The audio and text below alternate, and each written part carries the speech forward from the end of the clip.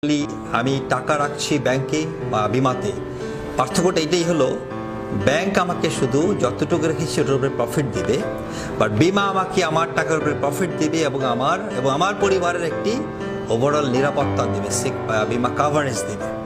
So বিমার এই অ্যাওয়ারনেসটা জনগণের মধ্যে আস্তে আস্তে আরও গ্রো করতে হবে। বিমা মানুষের জন্য, বিমা মানুষের কল্যাণের জন্য, বিমা মানুষের জীবনের নিরাপত্তার জন্য, বিমা মানুষের স্মার্ট লাইফ লিভ করার জন্য। উন্নত বিশ্বে মানুষের বিমা নাই এমন লোক খুঁজে পাওয়া যাবে না। আমরা উন্নত বিশ্বের দিকেই এগোচ্ছি। 2041 সালের মধ্যে ইনশাল্লাহ আমরা ডেভেলপ কান্ট্রির কাতারে দাঁড়াবো। বাই দেন আমাদের সবারই বিমা হবে ইনশাল্লাহ।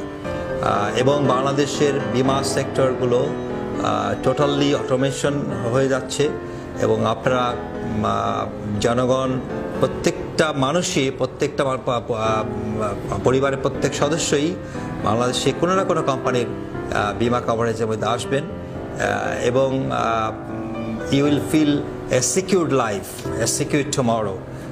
ইনশাল্লাহ আমরা ওই থিম নিয়ে আগাচ্ছি এবং আমরা ভালো কিছু দেওয়ার উদ্দেশ্যেই প্রতিনিয়ত কাজ করে যাচ্ছি।